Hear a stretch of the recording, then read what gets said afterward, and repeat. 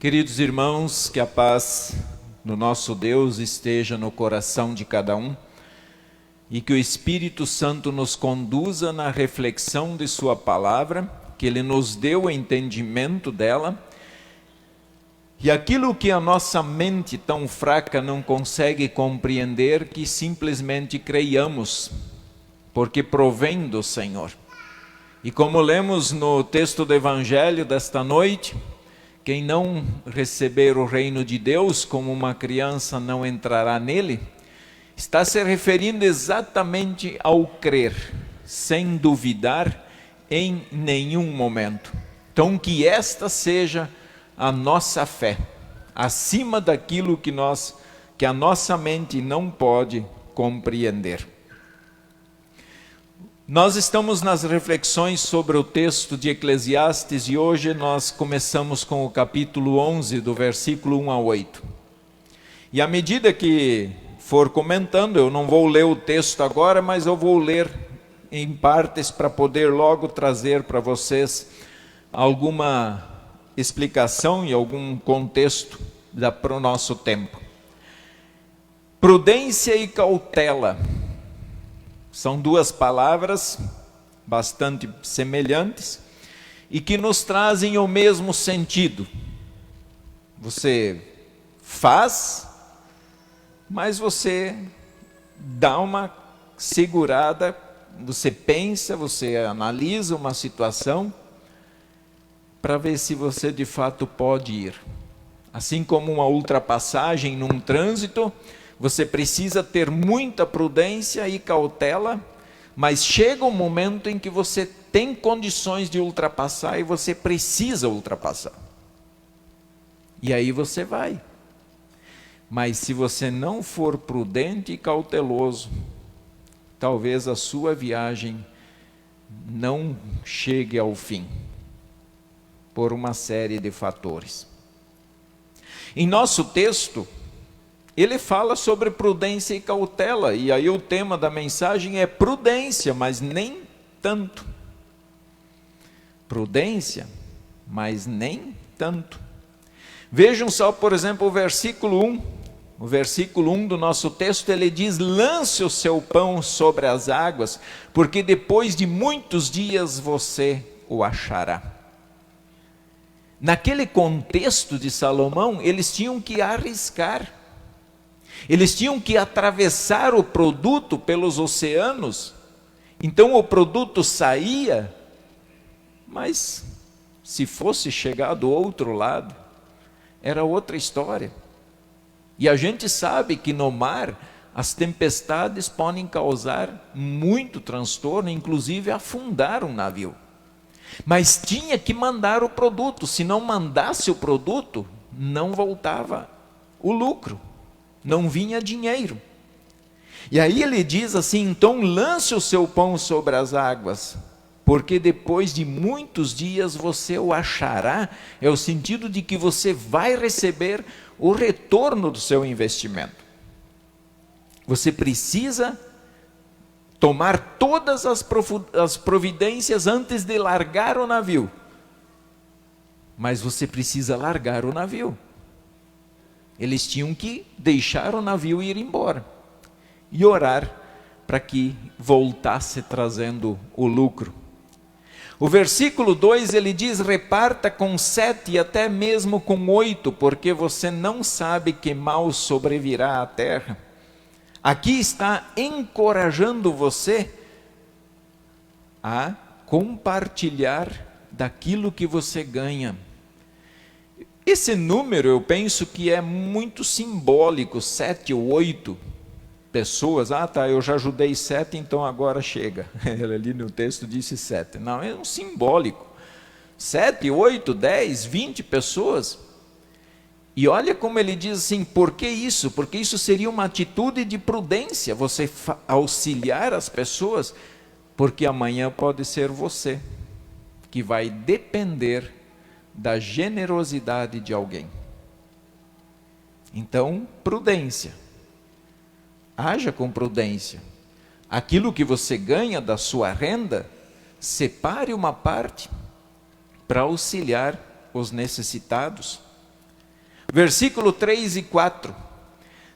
Se as nuvens estão cheias, derramam chuva sobre a terra.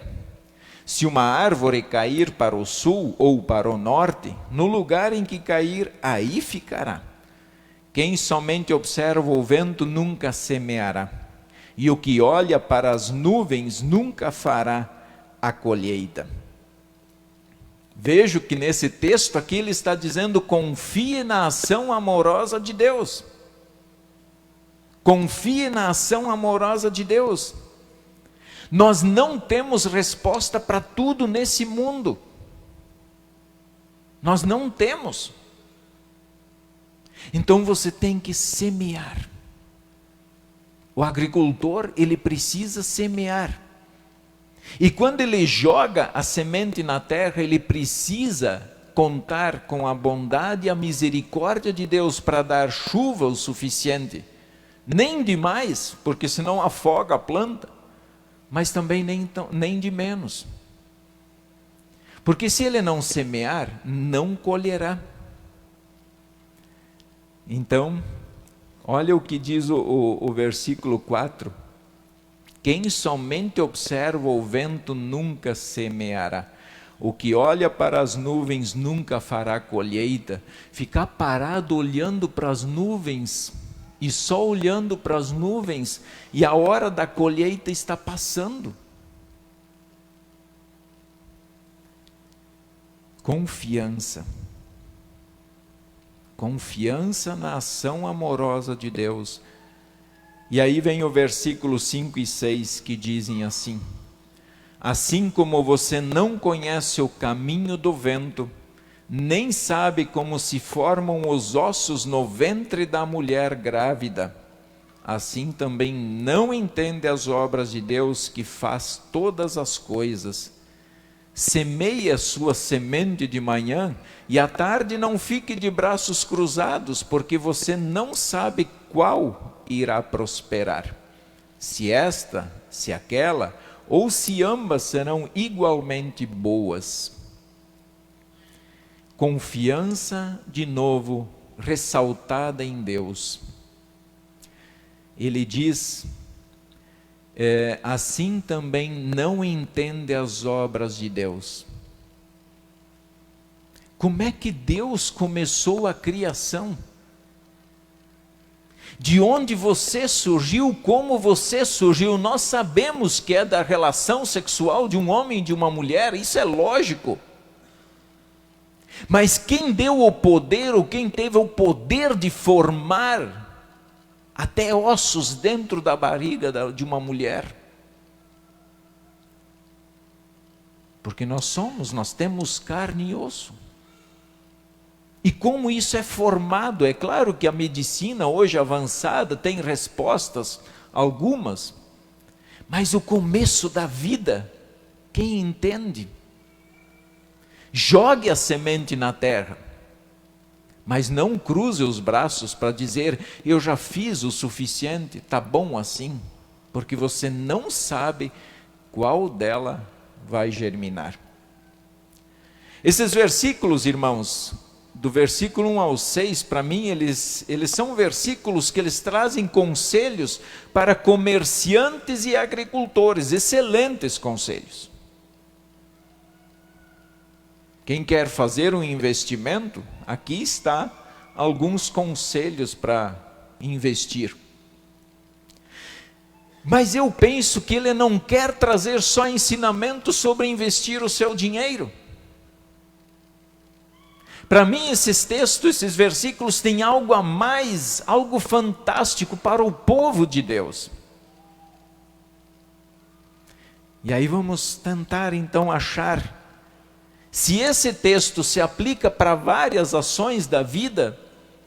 Então vamos aplicar esse texto para aquilo que de fato interessa ao povo de Deus, no campo espiritual, que é o que interessa para nós.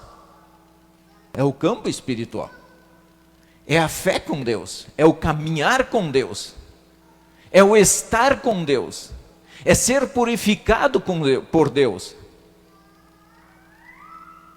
Quando aplicamos essas orientações no campo espiritual, Então nós podemos mencionar as palavras de Jesus registradas em Mateus 13, que dizem assim: o reino dos céus é semelhante a um tesouro escondido no campo, que um homem achou e escondeu. Então, transbordante de alegria, vai, vende tudo o que tem e compra aquele campo. Aquele homem que encontra o campo, somos nós.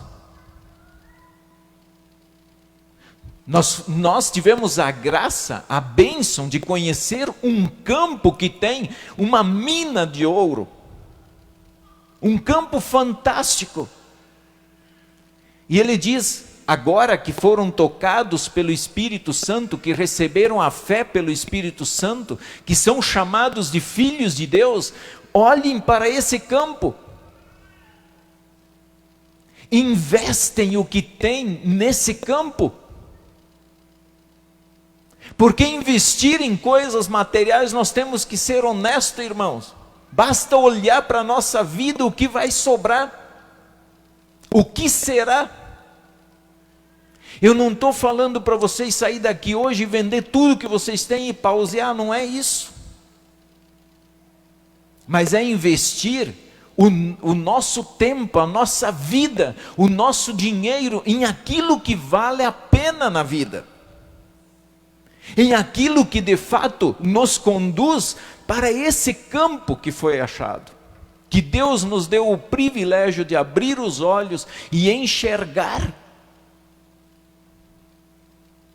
Eu lamento que muitas vezes se tem dinheiro para cervejada, festas e tudo mais, mas não se aplica naquilo que mais importa para a vida, nem dos filhos.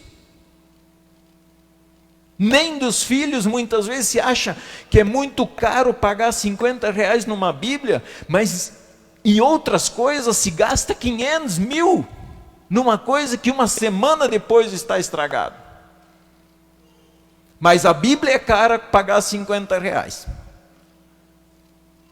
Um livro que vale a pena é muito caro. No entanto, tantas coisas por aí se joga o dinheiro fora. Não se investe no campo, não se investe na vida espiritual. E muito às vezes se espera que as pessoas, que a igreja então distribua tudo de graça, enquanto aquele dinheiro que a pessoa ganha, ela investe em coisas que não trazem nada de lucro. Esse campo, quem nos conquistou foi Jesus. Esse campo foi comprado com um sangue que não tem dinheiro que pague. Esse campo, ele foi de fato conquistado com suor, com lágrimas, com um sangue puro. Nós conhecemos onde fica esse campo. Nós sabemos o caminho que leva a esse campo. E se nós temos fé hoje no coração,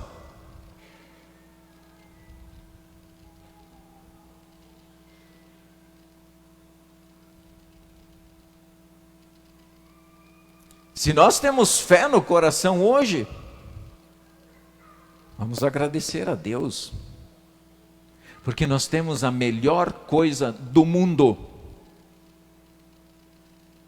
Se nós conseguimos olhar para o alto e ver o céu, e ver a casa de Deus, e ver que lá nós teremos uma vida plena, por que não investimos mais nisto?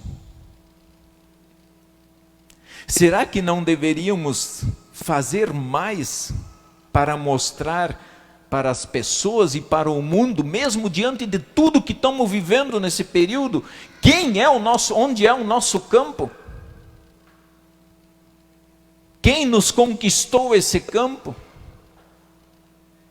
E que tesouro maravilhoso nós temos lá. Vamos parar para analisar algumas coisas que, na minha visão, esses versículos me trazem como lição na minha vida cristã. Será que, como igreja, nós não precisamos mudar algumas coisas? Será que não deveríamos pensar menos e agir um pouquinho mais em algumas coisas? Será que nós não esperamos ter resposta daquilo que nós não fizemos na vida?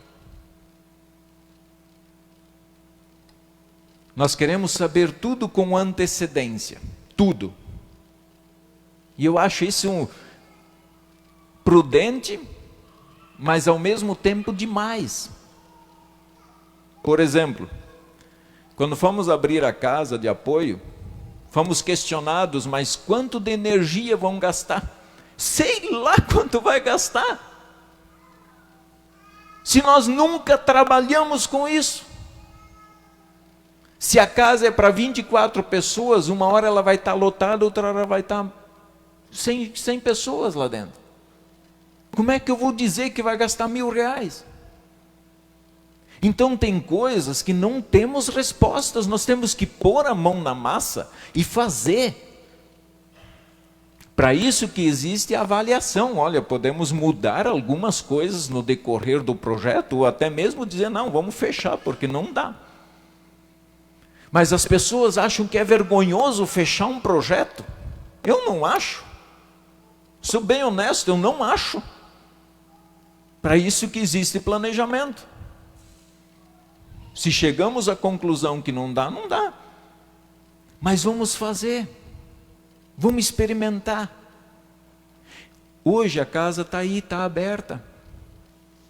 Pela graça de Deus, colocamos energia solar, tem energia sobrando. Então nós temos que começar a fazer, porque o cristão, ele não anda pelo que ele enxerga, ele anda pela fé. Nós andamos pela fé. E isso está aí. A ação social, se fosse olhar pelos alimentos que tem hoje, ela ia dizer, vamos acabar porque não dá. Mas Deus sempre providenciou. Será que não deveríamos mais investir também a nossa renda em coisas que farão o reino de Deus crescer mais nesse mundo? Há poucos dias as servas ganharam aqui um devocionário chamado Elas Falam de Deus. E os homens ganharam, os grandes homens da Bíblia. E a pergunta que eu faço, não respondem, mas é, você que ganhou, você já usou esse material? Ou nós chegamos em casa e falamos, nossa, mas ficou bonito na estante, e não abrimos. Ele só fará todo o sentido se nós abrirmos e lermos. Assim, muitos lares têm a Bíblia aberta na sua casa, lá na sala, mas não leem. Precisa ler, ela não traz fluidos, bons fluidos da Bíblia só porque ela está aberta. Isso aqui não é um livro santo. O material não é santo, ele é perecível. O que é santo são as palavras que estão nela. Então nós precisamos ler. Nós temos que investir o nosso tempo naquilo que vale a pena. E eu quero parabenizar a congregação por ter adquirido todo esse material ao longo dos anos. E que continuemos assim, investindo as coisas naquilo que vale a pena. Chocolate pode ir ali no mercado comprar. Qualquer um pode comprar. Mas vamos ensinar, investir naquilo que vale a pena. Quero desafiar vocês, irmãos. Estou aqui para desafiar também. Pensa naquilo que você pode ajudar. Às vezes nós não nos prontificamos a fazer as coisas porque nos achamos incapazes. Coitadinho, eu não sei nada, não sei fazer nada. Não, sabe sim. Todo mundo sabe. Todo mundo aprende. E à medida que eu me coloco à disposição para o trabalho, Deus abençoa pelo poder do Espírito Santo e nós vamos conseguindo fazer as coisas acontecer. Ou vocês acham que eu nasci pastor pronto? Ninguém nasce pronto. O Espírito vai nos moldando, vai nos aperfeiçoando cada vez mais. Quem somente observa o vento nunca semeará, e o que olha para as nuvens nunca fará colheita, como diz o texto. Nós somos servos de um Deus de poder, gente. Nós somos povo de um Deus que tem poder sobre todas as coisas. Não importa o tamanho do poder que um homem tem aqui no mundo, pois esse homem cai. Esse homem cai. Esse homem se apaga. Basta um sopro do nosso Deus. Ninguém pode calar o nosso Deus. E nós somos servos desse Deus. E esse Deus diz que onde você andar, eu vou estar contigo. Eu vou estar com você. O outro versículo, versículo 7, diz assim: doce é a luz e agradável aos olhos é ver o sol. Juntamente com esse versículo tem o texto de João 8,12, que é maravilhoso, como ele fala de luz, né? Ele fala, doce é a luz, e como é agradável ter luz aqui dentro do templo hoje, né? Ela nos faz enxergar. Lá em João diz assim: de novo Jesus lhes falou dizendo, eu sou a luz do mundo, quem me segue não andará nas trevas, pelo contrário, terá a luz da vida. Isso não significa que Deus agora é essa luz aqui que está brilhando. Mas assim como essa luz brilha e faz a gente enxergar o caminho, assim é Jesus que nos mostra o caminho, que é Ele mesmo, para a salvação, para a vida eterna. Deus criou a escuridão também, e ela tem a sua utilidade para descansar bem. Nada melhor do que estar num quarto escuro, deitar na cama e dormir na escuridão. Mas a escuridão está muito associada também com o crime, com o mal. Por exemplo, quando queremos falar que alguém agiu pelas costas para fazer as coisas sem os outros saberem, falamos na calada da noite. Quer dizer, lá na escuridão. Quem faz as coisas no escuro tem algo a esconder.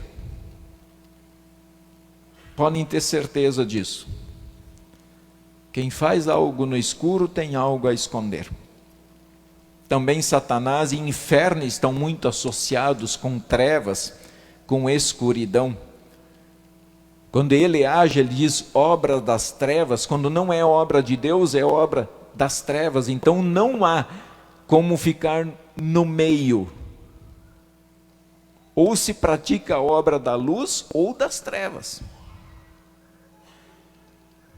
Ou é uma ou é outra.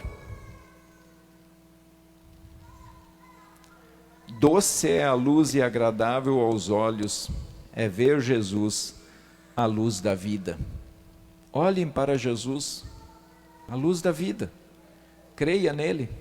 Ele muda o seu coração, ele muda a sua vida. Ele vai trazer paz a você. E o versículo 8, rapidamente para concluir a mensagem: mesmo que alguém viva muitos anos, deve alegrar-se em todos eles, contudo deve lembrar-se de que há dias de trevas que serão muitos, e que tudo o que virá é vaidade. Vamos pensar o seguinte,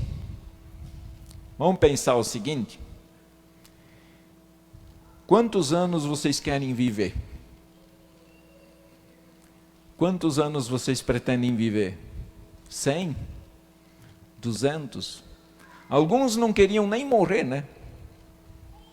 1.200 anos. Mas tudo isso para quê?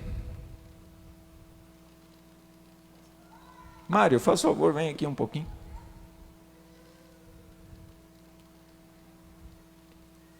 Pegar o Mário aqui como exemplo aqui, tá? Eu sei que ele não vai se ofender, é um cara, gente fina. Mário, qual é a sua idade, Mário? 73 anos.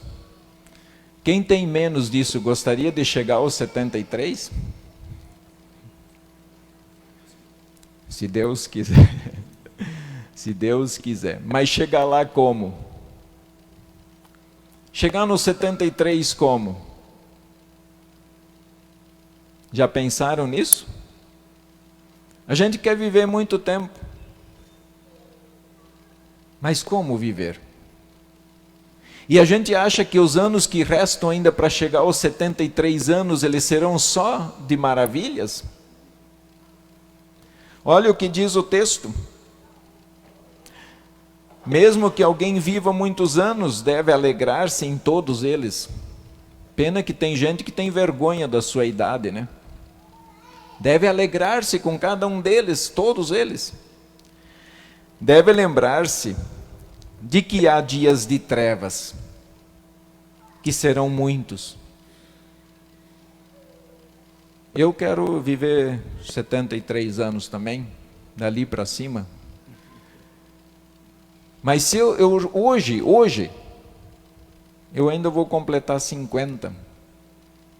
Eu posso ter certeza que se eu viver os outros 23, eu vou viver muitos dias de trevas. Muitos dias de sofrimentos. Muitas coisas podem acontecer em nossa vida, pessoal. Então, será que não temos motivo para nos alegrar com a nossa idade? Não temos motivos para servir a Deus em qualquer momento? Como disse o nosso texto, e que tudo o que virá é vaidade. Então eu posso ter certeza que virão muitos dias de trevas, mas muita vaidade também. Tudo que virá é vaidade. Por mais que eu junte patrimônio, por mais que eu chegue bem lá aos 73, mas tudo é vaidade. Obrigado, Mário. Então invistam, vamos investir naquilo que vale a pena. Cuidem da vida espiritual de vocês, com unhas e dentes. Não abandonem esse caminho, não fujam de Deus, porque esse Deus estará com vocês em cada ano, cada dia da vossa vida. Olhem para trás. Cada dia vivido foi sob os cuidados do Senhor.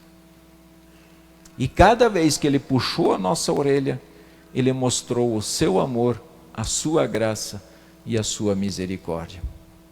Alegremo-nos por hoje estar aqui e pelos dias de vida que já tivemos, e que Deus nos abençoe com os que ainda virão, para a honra e glória do nome